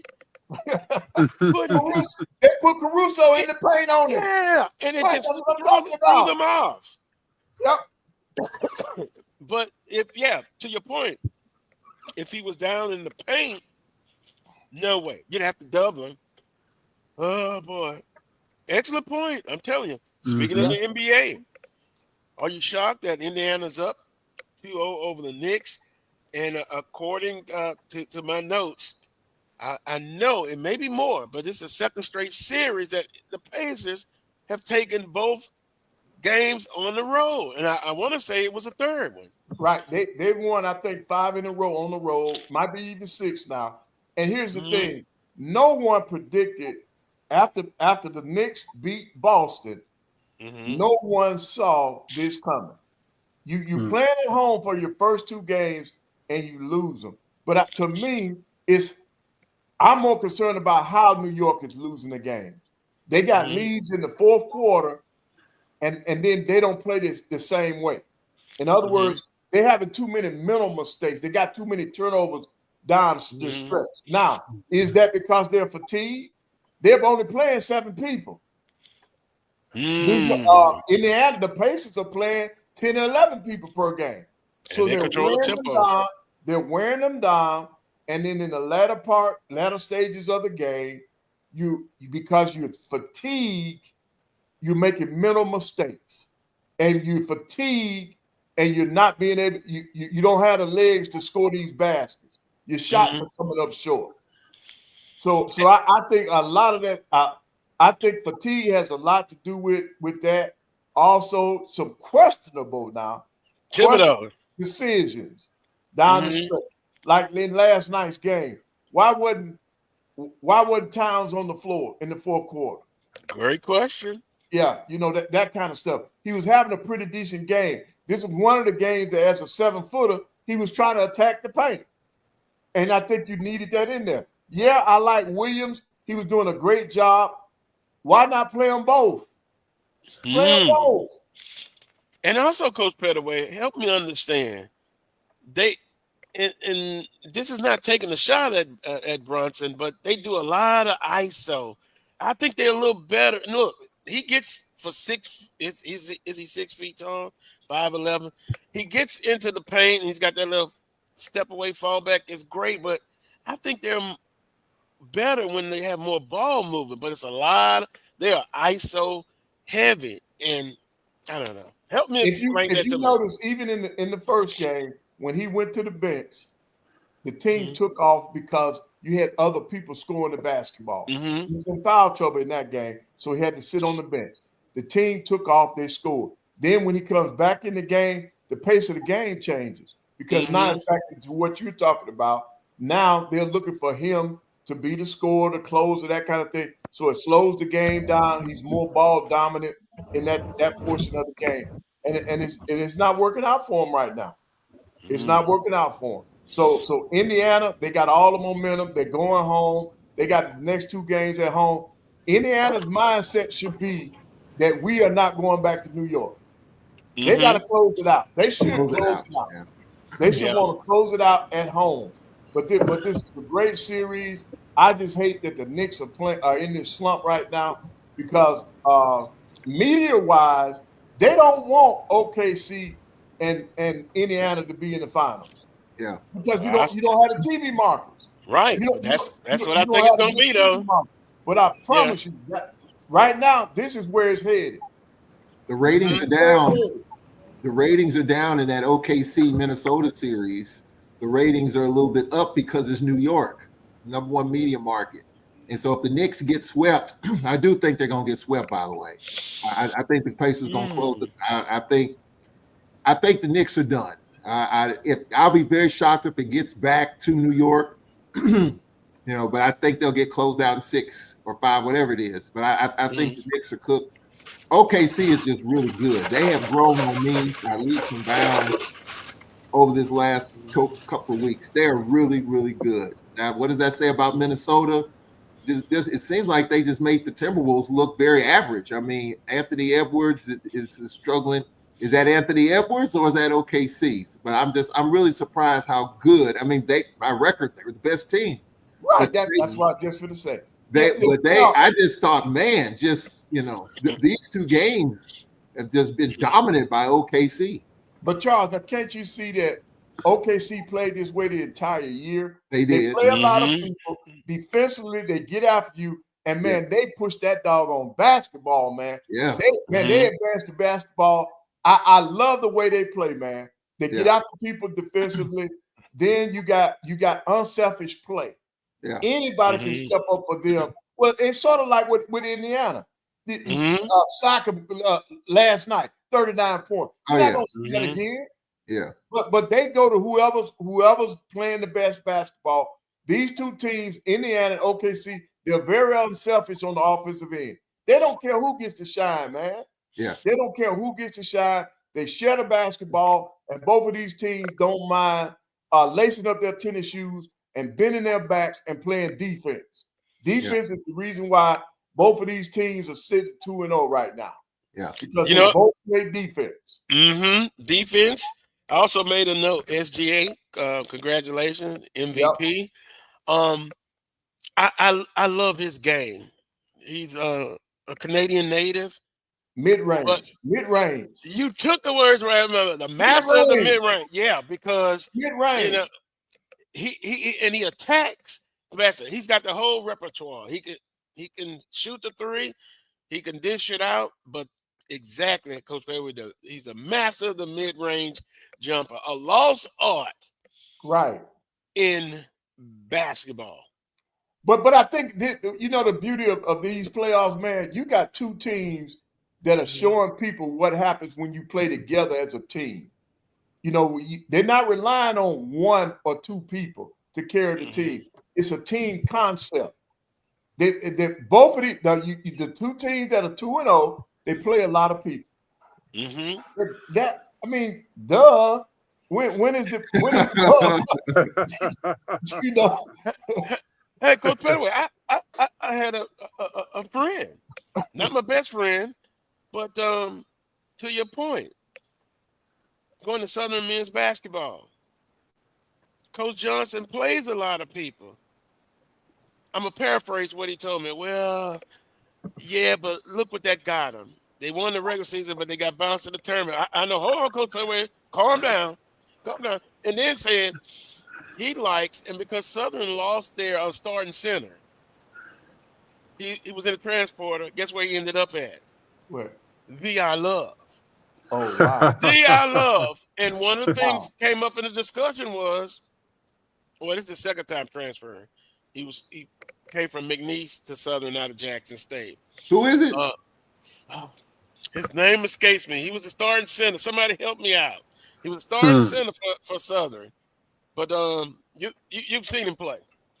But this person said, well, I like a team that plays 6, maybe 7, but 6, so they can show their skills to make it to the next level. I don't care about getting to the next level. My first option is, as a fan, to put a good product on the floor.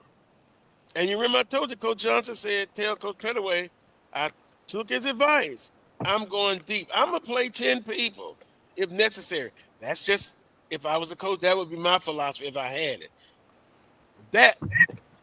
But to your point, in the NBA. Now, Carlos, I was a coach, and I played that way. I played a lot of people. See, to me, you got to look at more than just, you want to help the kids get to the next level, but this is the way they do it in the NBA now. Because remember, after I got out of coaching, I was scouting. I helped Coach Joe with the Knicks. I did the scout reports and all that, right? They can take a kid's points that he's averaging, they take his minutes, and all they do is double or triple the minutes, and then they come up with another formula that tells you how productive that kid will be.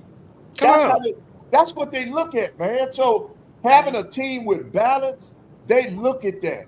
They look at your production versus the minutes that you played. That's how they evaluate it on the next level.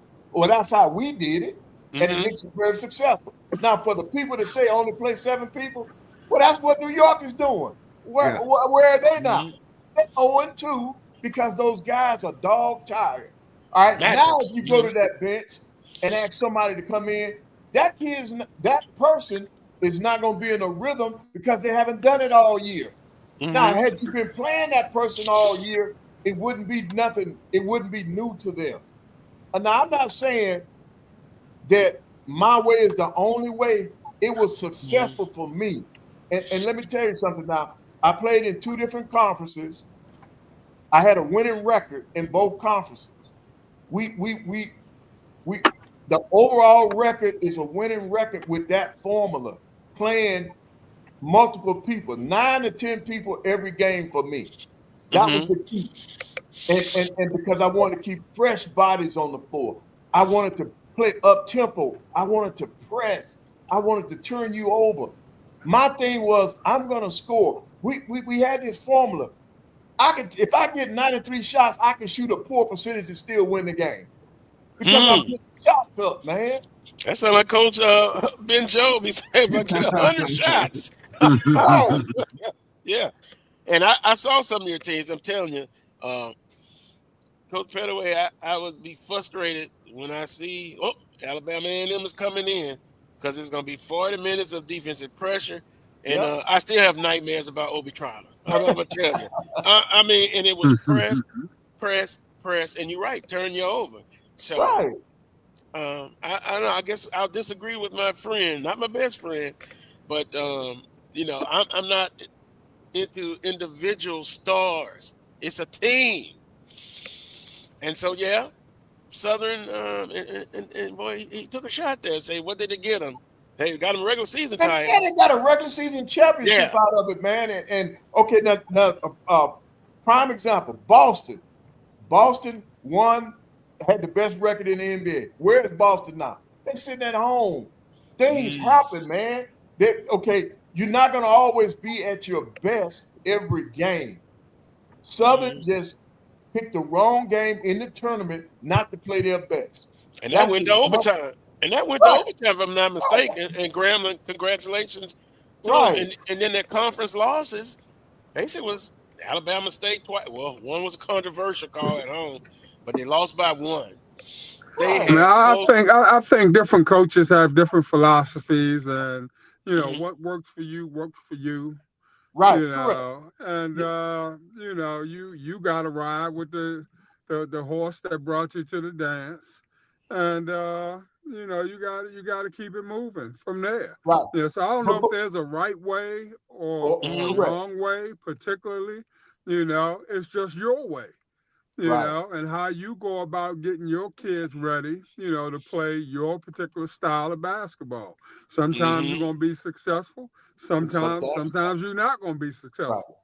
Let me ask you a question, Wheeler. Let me ask you a question. I bet you that you played 6 or 7 people, right? I played at least 8 every game.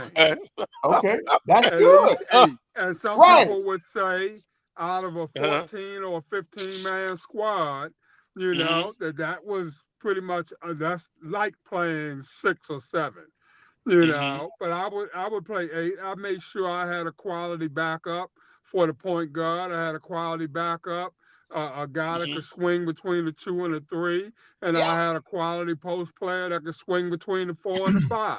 Yes. So your goal being on my team was to get into that top 8, maybe top 9, get into that rotation. And that was going to ensure that you worked hard in practice and did the things necessary in order to be a part of that top 8, possibly that top 9. But, the other kids knew the only time they were going to play is in 2 occasions. Either we getting blown out or we blowing somebody else out. Go ahead, Will. So that coming in the door, and but it makes you fight in practice each and every day. Competition. Iron sharpens iron. That's the key. Yep, iron sharpens iron, and that's why you do it. And see, my philosophy was, Carlos, I wanted players, so multiple players to be ready to play, because if you're in foul trouble or you get an injury, you don't want to drop off that much. And that's why you gotta have people ready. And Will is correct. Eight is the minimum number of people that need to be going on that floor. 8 is about the minimum, man, because you gotta. What happens if you? So that means to tell me if I'm only playing 6 or 7 people, when a guy gets in foul trouble, we in trouble. We are in trouble as a team. All right. If I'm only playing 6 or 7 people, and that guy across from me is playing 10 or 9, he's wearing our kids down. What's going to happen to me down the stretch? Now, that means I'm going to have to start walking. Somewhere I got to rest these kids. So now, how do I rest them? I walk the ball up the floor. How do I rest them? I have multiple sets on the offensive Control the tempo. Control the tempo. That's it. So it's just like Will said, it's your philosophy. And that was my philosophy. I wanted to score. I wanted to be up tempo. I wanted the game to be exciting, because the other thing, as a coach, I was trying to help with attendance. You know, if you walking the ball up the floor, the people not coming to the game. That's true. I had a guy tell me that. No, I'm serious. And we're getting up and down the floor. I promise you, they're coming out, man, because they want to see that excitement. And you can check the records now. When we played the conferences that I was in, I was either number 1 or number 2. We were number 1 or number 2 in attendance. Because they come to the games, man. And the same thing is happening with you all now. Coach Johnson is playing a lot of people. He's up tempo. Y'all leading the SWAC in attendance now. That used to be my record. You all are doing it now. And why are you doing it? You know what, Carlos? You know what? Running is a commitment. Getting that ball up and down the floor, that's a commitment. You know, and kids have to understand that. You know, when we talk about getting it up and getting it out, you know, we're talking about making a commitment, you know, and kids have to understand that. Kids don't understand that all the time. Right. You know, they think they can lollygag a little bit or jog up and down the floor. No. If we're going to play up-tempo basketball, we got to be committed to this. We got to be committed to doing whatever it takes, especially in terms of getting our bodies in the tip-top condition so that we can handle the pressure of getting that ball up and down the floor. Right. Now, Carlos, I'm going to give y'all one of my secrets, one of my tips. If you watched us play, when you scored on us, the ball didn't hit the floor. You weren't even paying attention to that. You weren't paying attention to that. I was courtside when y'all came. Charles, you saw this. If you scored on me, that ball better not hit that floor. That's true. So I've seen that. When it come out the net, we had a designated guy to take the ball out of bounds. What you all don't know, if that ball hit the floor, he paid for it the next day. We started that. Look at that. Speaking of that, thanks, VW, Brandon Hardy. He looks about 6'9". I don't know. He just committed. Just boy, it's getting good. Yeah, boy. And SU women's basketball team, I'm telling you. Y'all continue talking. I'm gonna pull that up. Well, look, you know, you're talking about playing only a handful of players. You know, Tibbs was criticized for that too. You know, he's only playing and wearing his guys out, even in the latter stages of regular season, just wearing them out instead of going deeper into his bench. And I think we're probably seeing a little bit of that result now. I mean, I think the Pacers are just a better team to me, in my opinion. Younger, faster, deeper. And I think after game 1, I think it took a lot out of New York and they blew another lead. Now they got to go to Indiana. I can't see them getting one in Indianapolis. And then Minnesota, you know, this is adversity for Anthony Edwards. They're getting out coached. They're getting out played. OKC is just a better team. I think Minnesota might scramble and get one, but if I were to bet, I would say that we might see 2 sweeps in these conference finals to me, which would be, you know, when's the last time that happened? I can't see New York or Minnesota winning a game, in my opinion. Right. Hey, Charles, let me ask you this. Tempo. Who were the people that voted Halliburton overrated? You know, to me, that's part of the thing that's motivating that kid. Yeah. Remember that thing Yeah. that came out a couple of weeks ago? Talking about he was the most overrated player in the NBA. Yeah. I did hear that somewhere. Right. I did. It was they talk about it on ESPN, one of their shows. I think it's probably the voters in these big markets that probably don't have. I mean, you got LA, you got New York, Miami. I mean, these big time voters who are familiar with these big market players, and so like Brunson and others. Indianapolis is a small market. I think that hurts too. OKC is a small market that hurts too, and even the ratings are kind of reflecting that. Like you said, if it's OKC and Minnesota in the finals, what are those ratings going to look like? So I think the media market does play a factor. Unfortunately, it's not fair, it's not right, but that's just kind of how it looks. Yeah, but at least you got good basketball. You got if it's OKC in Indiana, you got two teams that play team basketball. Yeah. You got two teams that are young. They both very young, and they get after it, man. They get after it on both ends of the floor. They don't take plays off, man. You see, now you mess around and score against one of these teams and celebrate if you want to. They score on the other end. And I saw that last night. And Coach, I put in my notes the Pacers. Get it? Tempo. Tempo. Wait a minute. What is ZA saying? The worst matchup for the NBA ratings, OKC versus Indiana. Horrible. Right. Come on. Again. They're looking at the market. Yeah. A true basketball purist. They likes the matchups. Yep. Just like in baseball, if it's FAMU and Bethune-Cookman, I think that's a great matchup ratings-wise. But I guess EA might not go with that one now. But guys, do you think, are we seeing a shift though in the NBA as a whole? All right, I sent this on the text chat the other day. You had LeBron, you had these great players and these great teams. D Wade. At first, you had the big three. We're gonna win not one, not two, not three, not four championships. Then that kind of went away. Now, are we shifting from the big three to maybe the big two? We just talked about the team concept.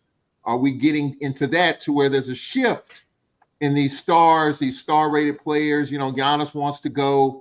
It's going to be a lot of movement there. Are we seeing more team basketball in the NBA in totality going forward, more so than the LeBron, the ADs, the Joker? Are we seeing more of that, more so than the individual plays of the big two or whatever? Are we seeing more of that? I think what we're doing, what you're seeing the influence of a European style of basketball. That's what's happening. See, in the European style is more team oriented. There's not a bunch of big stars. 5 guys out there on the floor at the same time playing together as a team, and that's what I think you're seeing more of right now. And that could be the wave of the future because you don't have that one dominant player anymore.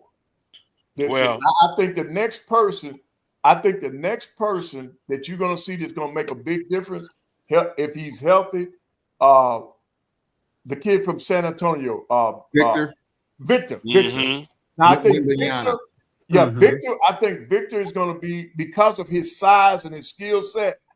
I think that he's going to be a person that's going to take the league to another level. But even when you look at him from overseas, does not play. Plays in the post, but that's not his thing. Nope. He plays on the outside. Yeah. Right. He can pass the basketball. You're seeing players that are doing it all, that are doing their assists, rebounding, defending.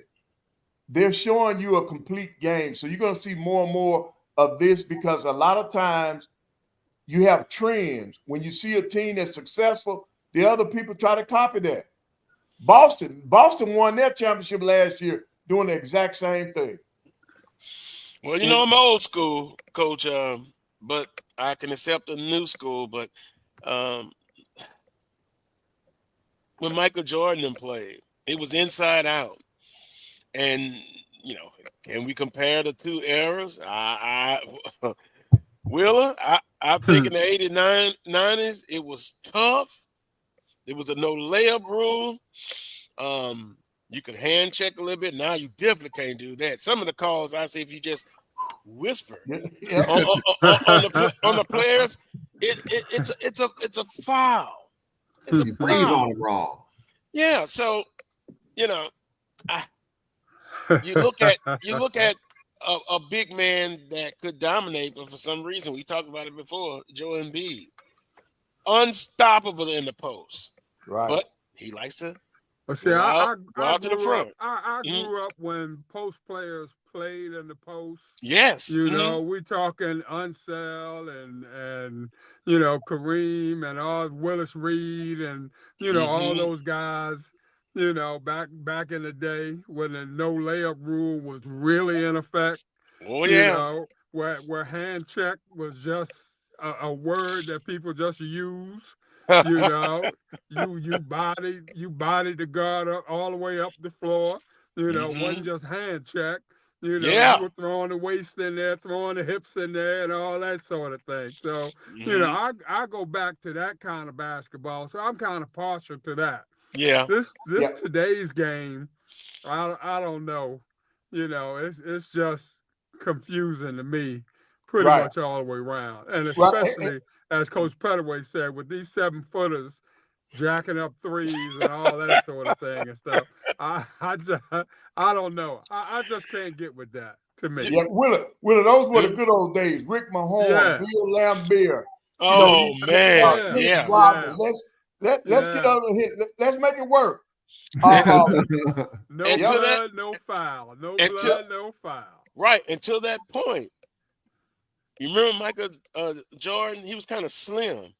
But boy, he hit that weight room. I really believe it was the Pistons, the bad boys. But it was. Oh, they would not. Yeah. He admitted it. He admitted it that he had to retool his body because of the way the Pistons played. Yes. Yes. Yep. And I watch a series. This person, boy, he was a bad boy. He came to Baton Rouge. Wait a minute. Stop it right there. Let it go old school. No more bank shot, knee pad, socks up to your knees. What is EA really saying? Is he making a point? Oh, come on, EA. But anyway, the no layup rule. And then you had Michael Jordan and some of those teams. You remember Isaiah Thomas? Now he was a sneaky guy to me. I always smile and stuff, but he was a bad boy too. Oh, I know my point. EA made me lose my point. Vernon Maxwell. Listen to his series. Man, that dude, Michael Jordan was like, this man's crazy. Yep. He told a story. They were getting ready to play him. His eyes in pregame warm-up, his eyes was always on Jordan, talking to him. And I see why they call him Mad Max. He was a mad man. And he also said, who else was, you look at their face and they had that angelic face, but they were the opposite. Jeff Hornacek. What's the other guard, the point guard? He really talked about him. Stockton. Yeah. The gangster hooper, boy. Yep. And they set those picks. And you remember Isaiah Thomas went in for a layup and Karl Malone gave him an elbow. And man, yeah. Yeah, right. Dennis Rodman was a hell of a rebounder. Right, played his role. His role was defense and rebounding. He wasn't using all that other stuff, man. But think about this. I think somebody in the chat room made a great point a couple of weeks ago. If you play defense in today's NBA, all college, you play defense, and what was the other thing you said? And you rebound, that's a specialty items. Yeah. You can make it on the team. And somebody will find a space for you. They'll find a spot for you. Look at Robinson for the Knicks. Man, in New York, we're getting a lot of second shots, not in this series, but the other series. But boy, you put him on the foul line, it's good God Almighty. Yep. Oh man. It's like Shaq taught him how to shoot free throws. Well, y'all don't talk about me. Yeah. I can make free throws when it counts. Yeah.